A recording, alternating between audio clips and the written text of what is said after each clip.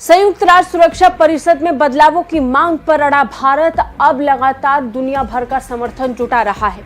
अब हाल ही में ब्रिक्स देशों के समर्थन के बाद भारत ने G4 देशों का समर्थन भी जुटा लिया है। सबसे जो टॉप प्रायोरिटी वो देना चाहते हैं, वो चाहते हैं कि भारत की परमानेंट मेंबरशिप होनी चाहिए यूनाइटेड नेशन सिक्योरिटी काउंसिल के अंदर।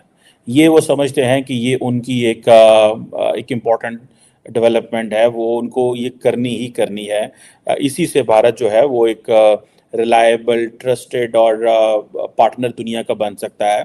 संयुक्त राष्ट्र सुरक्षा परिषद में भारत को स्थायी सदस्यता मिलनी चाहिए, ये बात अमेरिका कह चुका है और अब अमेरिका के बाद ये बात कह दी है फ्रांस के राष्ट्रपति एमेनुएल मैक्रोन ने। एमेनुएल मैक्रोन ने कहीं और नहीं बल्कि संयुक्त राष्ट्र के मंच से ये बात कही और पूरी दुनिया में इस बयान के आने के बाद से हड़कंप मच गया है। बिल्कुल हालात इसी सूरत-हाल के आमाज हैं और ये क्लियर कट है कि G4 ममालिक के काफी अरसे से कोशिश करें कि 6 परमानेंट रिप्रेजेंटेटिव होने चाहिए। 2 अफ्रीकी ममालिक भारत, जापान, ब्राजील और ये 4 ममालिक जो हैं ये चाह रहे हैं, जर्मनी ये चाह रहे हैं कि हमें परमानेंट रिप्रेजेंटेशन दी जाए। अगर भारत परमानेंट रिप्रेजेंटेशन हासिल कर लेता है इस्लामिक काउंसिल में तो उसके पास वीटो की पावर होगी और फिर हमें कश्मीर को भूल जाना पड़ेगा। बिल्कुल हमारी सर्वाइवल के लिए हमने जो ग्रुप बनाया है यूनाइटेड फॉर कंसेंसस। अगर इंडिया जो है उसका परमानेंट मेंबर बनता है तो वो उनकी कॉम्पिटेंसी पे और जो करंट सूरत हाल में उनकी स्टेबिलिटी, बेसिकली सारे फैक्ट्स एंड फिगर्स जो है वो उनको उनकी उस डोमिनेंस को जो है वो प्रेजेंट कर रहे हैं। इसने औपचारिक तौर पर संयुक्त राष्ट्र सुरक्षा परिषद में बदलावों की मांग पर अपनी फाइनल मोहर लगा दी है और अब बारी G4 की थी सो अमेरिका में विदेश मंत्री जयशंकर ने ये भी कर दिखाया। और इसके अलावा भारत की जो लीडरशिप है वो चाहती है कि उनका जो दुनिया का व्यू है वो ह्यूमन सेंट्रिक है। गो के वो कहते हैं ये दुनिया का व्यू ह्यूमन सेंट्रिक है, इसका मतलब ये है कि वो प्राइमरली नॉन ट्रेडिशनल सिक्योरिटी को अहमियत देते हैं, ट्रेडिशनल सिक्योरिटी को अहमियत नहीं देते। लेकिन एक ये चीज़ याद रखें कि जो इस तरह का जो व्यू होता है उसमें फिर आप मिलिट्री बिल्डअप नहीं कर रहे होते, क्योंकि आप तो ह्यूमन सेंट्रिक चीज़ें देख रहे हैं, इंसानियत को जो आइडियलिज्म के ज़रिए चीज़ें देख रहे हैं।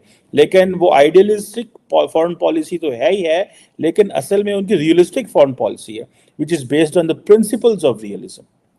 और वो कहते हैं जी हम दुनिया में कंसेंसस बिल्डर होंगे, हम दुनिया में ग्लोबल साउथ की आवाज़ बनेंगे। ये वो कहते हैं कि भारत जो है वो उसकी जो पोजीशन है ग्लोबल साउथ के अंदर वो इस तरह की होगी कि और वो सारी की सारी उसमें जिसे कहते हैं ना कि जो हिंदू वैल्यूज़ हैं, जो इंडियन वैल्यूज़ हैं, उसको वो लेकर के चलेंगे। और इम्पॉर्टेंट चीज़ इसके बाद ये है कि भारत जो है वो फर्स्ट रिस्पॉन्डर भारत बनना चाहता है।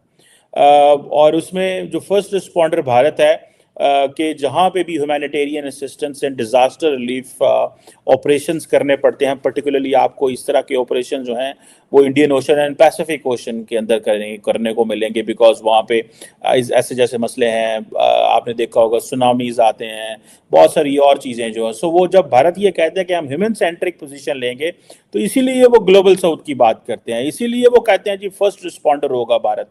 ठीक है जी। और जैसे मैंने आपको कहा कि वो कह रहे हैं कि हमने परमानेंट मेंबर बनना है सिक्योरिटी काउंसिल का, और साथ में वो कहते हैं क्योंकि हम मदर ऑफ डेमोक्रेसी हैं, भारत जो है वो मदर ऑफ डेमोक्रेसी है। मुझे वैसे इस सेंटेंस की समझ नहीं आई कि इंडिया कैसे अपने आप को मदर ऑफ डेमोक्रेसी कहता है। इंडिया लार्जेस्ट डेमोक्रेसी तो ज़रूर है, लेकिन ये मदर ऑफ डेमोक्रेसी ये कैसे है? शायद वो समझते हैं कि क्योंकि हम बड़ी तादाद में हैं, हम दुनिया में हर जगह मौजूद हैं, हमारे लोग अमेरिका में हैं, हमारे लोग बरतानिया में हैं, इस जारी बात है ये जितने भी इंडियन ओरिजिन के लोग इन मुल्कों में हैं वो पर्टिकुलरली एक रिलीजियस आइडेंटिटी से कनेक्टेड है इंडिया के साथ। ठीक है जी। और ये चीज़ें जो हैं वो इसीलिए वो शायद वो कह रहे हैं। देन फिर वो अपनी बात कर रहे हैं कि अपने डियास्पोरा को बहुत ज़्यादा अहमियत देते हैं। वो समझते हैं कि जितना हमारा डियास्पोरा एम्पावर्ड होगा, ठीक है जी, और जितना ज़्यादा हमारा डियास्पोरा कनेक्टेड होगा, ठीक है, तो उतनी ज़्यादा जो सिविलाइजेशनल वैल्यूज़ हैं, ठीक है, यानी कि इंडिया का जो सिविलाइजेशनल स्ट्रक्चर है, जो सिविलाइजेशनल वैल्यूज़ हैं, वो उतनी ज़्यादा दुनिया में जा सकेंगी और विजडम और जो ट्रेडिशनल नॉलेज है वो दुनिया में जाएगा। जो भारत का है। सो ये बेसिकली वो तमाम की तमाम चीज़ें जो हैं वो करना चाहते हैं, और इसको वो जो विश्व बंधु का जो स्पिरिट है उसके ज़रिए करना चाहते हैं, और अपने नेशनल इंटरेस्ट को भी प्रमोट करना चाहते हैं। सो ये आप देखें कि जो भारत का वो जिसे कहते हैं ना, ये एक फ्रेमवर्क है। देन भारत जो है वो टेररिज्म को बड़ी अहमियत देते हैं। वो कहते हैं हमें ग्लोबल कंसेंसस क्रिएट करना है। अब ये जो ग्लोबल, आपको पता है इंडिया का जो टेररिज्म का जो लेंस है, that is there from the perspective of जो ट्रांसनेशनल टेररिस्ट ऑर्गेनाइजेशंस हैं, पर्टिकुलरली वो यूनाइटेड नेशंस का जिक्र करते हैं कि जितने भी मेंबर्स हैं यूनाइटेड नेशंस के, उनके साथ मिलके एक comprehensive convention against international terrorism और ऐसी जो कम्बैटिंग टेररिज्म के हवाले से कंसेंसस क्रिएट करते रहेंगे। और दूसरी ये है कि जिसे वो कहते हैं ना कि दुनिया में जो दहशतगर्द जमातें हैं उनके पास पैसा ना आए। मैं आपको बात बताऊं, भारत का जो टेररिज्म का जो लेंस है that is primarily Pakistan centric. जैसे for example no money for the terror, इसका बेसिकली डायरेक्ट मीनिंग जो है वो पाकिस्तान की FAT है, फाइनेंशियल एक्शन टास्क फोर्स में, जिसमें आपको याद होगा कि पाकिस्तान को ग्रे लिस्ट में डाला था और पाकिस्तान बड़ी कोशिश करता रहा कि हम कैसे उस फाइनेंशियल एक्शन टास्क फोर्स से बाहर निकलें, कैसे हम इन चीज़ों से बाहर निकले और हमारी जान छूटे। सो वो बार बार यही कह रहे हैं कि आप दहशतगर्दी को काउंटर नहीं कर सकते, दुनिया को वो कह रहे हैं। सो इट मीन्स कि जी हमने दुनिया में दहशतगर्दी की बात करनी है, दहशतगर्दी को ख़त्म करना है, क्या है कॉम्प्रिहेंसिव कन्वेंशन चाहिए, लेकिन प्राइमरली इट टारगेट्स पाकिस्तान। ठीक है।